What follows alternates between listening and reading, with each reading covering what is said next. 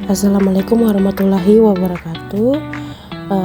Kembali lagi dengan saya Cecilia Oriswanembo. Kali ini saya akan menjelaskan gambaran pemeriksaan hematologi lengkap pada infeksi virus Dengue dan virus SARS-CoV-2.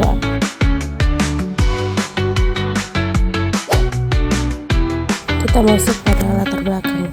Infeksi Dengue dan COVID-19 merupakan penyakit akibat virus yang menyebabkan perubahan signifikan pada sistem darah pasien. Untuk membantu menegakkan diagnosis dan memantau perkembangan penyakit, tenaga kesehatan sering mengandalkan pemeriksaan hematologi lengkap karena prosesnya cepat dan mudah dilakukan.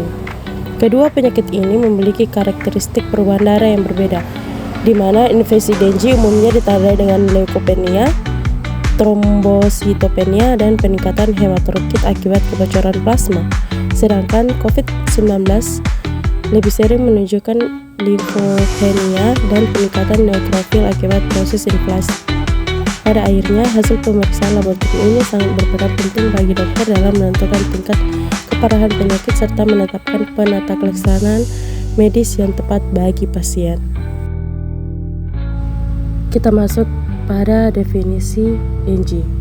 Demam Dengue adalah penyakit infeksi virus dari genus Flavirus yang menular ke manusia melalui gigitan nyamuk Aedes aegypti dan Aedes albopictus, dengan peningkatan kasus yang sering terjadi di daerah tropis seperti Indonesia selama musim hujan. Penyakit ini menimbulkan gejala berupa demam tinggi, mendadak, sakit kepala, ruam, serta nyeri otot dan sendi. Bahkan dapat berkembang menjadi kondisi berat yang mengancam jiwa akibat perdarahan, kebocoran plasma, dan shock. Dalam proses diagnosis dan pemantauan kondisi pasien, pemeriksaan laboratorium hematologi lengkap memegang peran yang sangat penting untuk mendeteksi ciri khas infeksi ini, seperti penurunan leukosit dan trombosit serta peningkatan hematokrit.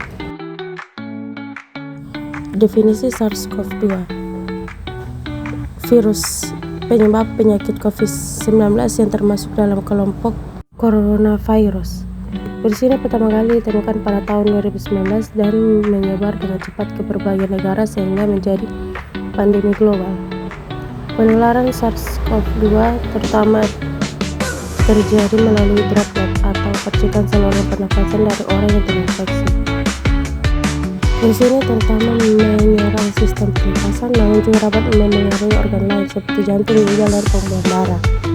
Gejala COVID-19 sangat bervariasi, mulai dari demam, batuk, sesak nafas, kelelahan, hingga kehilangan penciuman dan perasa. Pada kasus berat, infeksi dapat menyebabkan pneumonia, gagal nafas, dan gangguan multi organ. Infeksi SARS-CoV-2 juga menyebabkan perubahan pada sistem hematologi akibat respon inflamasi dan gangguan sistem imun. Pemeriksaan hematologi lengkap sering menunjukkan limfopenia, peningkatan neutrofil, serta perubahan parameter koagulasi.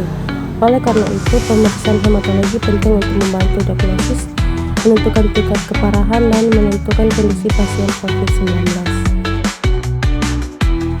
Perubahan hematologi pada Dengue.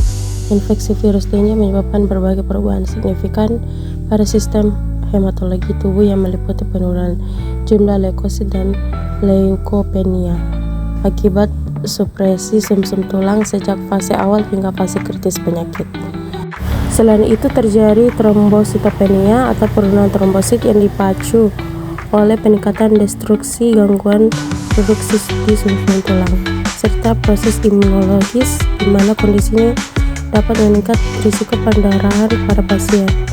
Perubahan penting lainnya adalah peningkatan hematokrit akibat hemokonsentrasi yang terjadi karena kebocoran plasma ke jaringan tubuh, sekaligus menjadi tanda Dengue berat dan indikator risiko shock. Pada pemeriksaan darah tepi, kondisi ini juga kerap disertai dengan temuan limfositosis relatif serta munculnya limfosit atipik. Adapun leukosit, trombosit, hematokrit pada Dengue. Leukosit pada Dengue umumnya menyebabkan leukopenia. Jumlah leukosit kurang dari 5.000 mikroliter yang terjadi sejak fase demam hingga fase kritis. Biasanya mulai terlihat beberapa hari setelah demam muncul. Penurunan ini disebabkan oleh supresi atau penekanan aktivitas sumsum tulang oleh virus serta kerusakan leukosit akibat respon imun tubuh. Pemeriksaan jumlah leukosit menjadi komponen penting dalam penunjang diagnosis DMG, terutama jika ditemukan bersamaan dengan trombositopenia dan peningkatan hematokrit, dan nilainya akan kembali meningkat secara bertahap saat pasien memasuki fase pemulihan. Yang kedua, trombosit pada DMG. Trombositopenia, jumlah trombosit kurang dari 150.000 mikroliter, merupakan tanda khas infeksi DMG yang sering terjadi pada fase kritis dan memerlukan pemantauan berkala. Penurunan ini dipicu oleh gangguan produksi di sumsum tulang, peningkatan penghancuran oleh sistem imun, serta tingginya penggunaan trombosit dalam proses peradangan atau perdarahan. Karena kondisi ini menurunkan kemampuan pembekuan darah, pemeriksaan trombosit menjadi sangat penting untuk mengevaluasi tingkat keparahan penyakit dan memitigasi risiko perdarahan manifestasi klinis seperti mimisan, gusi berdarah, hingga perdarahan saluran cerna. Hematokrit pada DMG. Peningkatan hematokrit, presentasi volume sel darah merah pasien DMG terjadi akibat hemokonsentrasi yang dipacu oleh kebocoran plasma dari pembuluhan darah ke jaringan tubuh, terutama pada fase kritis. Lonjakan hematokrit sebesar lebih atau sama dengan 20% dari nilai normal menjadi indikator kuat terjadinya DMG berat dan risiko shock. Oleh karena itu, pemeriksaan hematokrit sangat penting untuk memantau status hidrasi dan pengevaluasian efektif terapi cairan. Adapun gambaran hapusan darah DMG. Pada pemeriksaan hapusan darah tepi pasien DMG dapat ditemukan beberapa perubahan morfologi sel darah yang khas. Salah satu gambaran yang sering terlihat adalah peningkatan limfosit atipik, yaitu limfosit dengan ukuran dan bentuk yang tidak normal akibat respon imun terhadap infeksi virus DMG. Selain itu, jumlah trombosit pada hapusan darah tampak berkurang sesuai dengan kondisi trombositopenia yang terjadi pada pasien DMG. Pada beberapa kasus, trombosit dapat terlihat tersebar sedikit atau sulit ditemukan di lapangan pandang mikroskop. Adapun perubahan hematologi pada SARS-CoV-2. Infeksi SARS-CoV-2 dapat menyebabkan berbagai perubahan pada sistem hematologi akibat respon inflamasi dan gangguan sistem imun tubuh.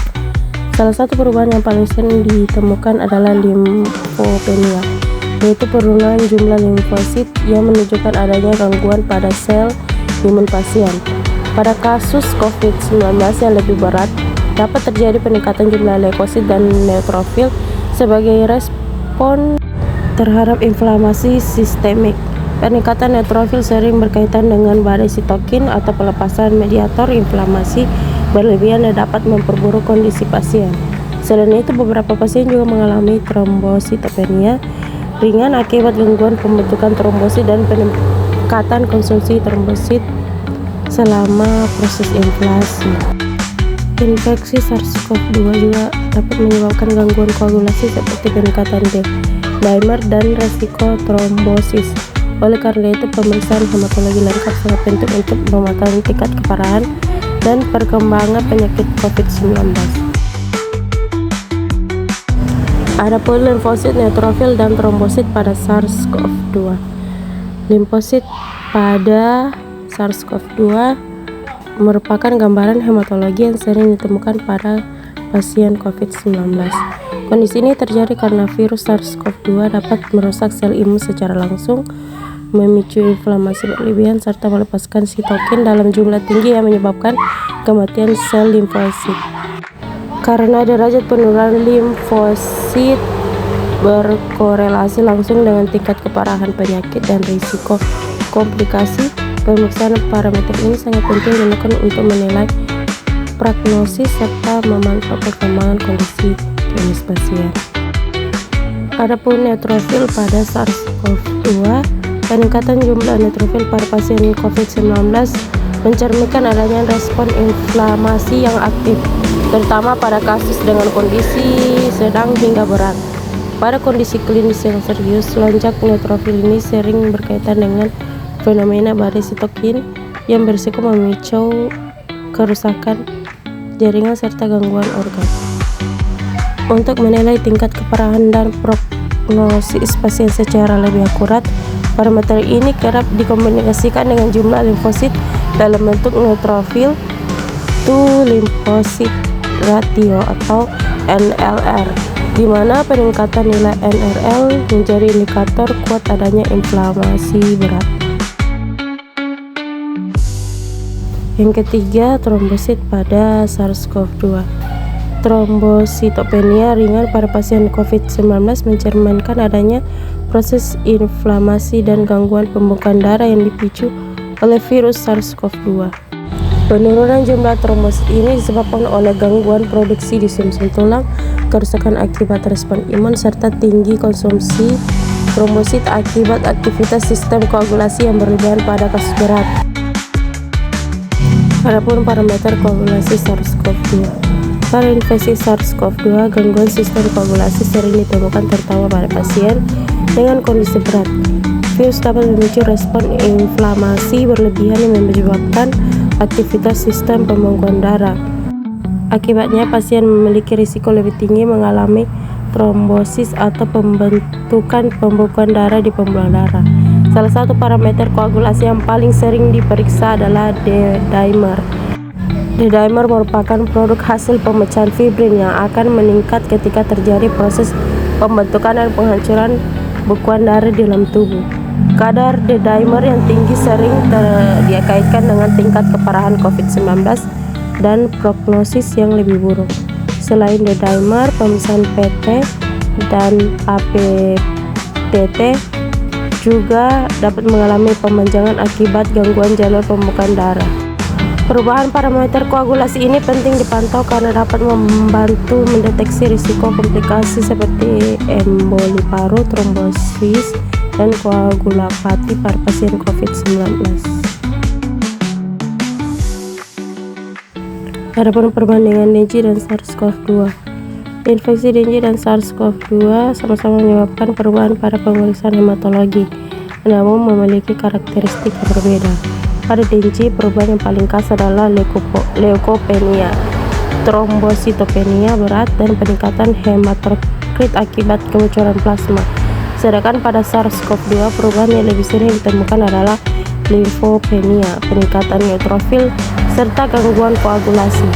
Jumlah leukosit pada Dengue umumnya menurun karena supresi sumsum tulang oleh virus. Sebaliknya, pada COVID-19, jumlah leukosit dapat normal atau meningkat terutama pada kasus berat akibat respon inflamasi.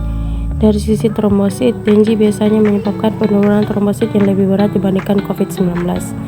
Perbedaan ini terlihat pada hematokrit dan sistem koagulasi.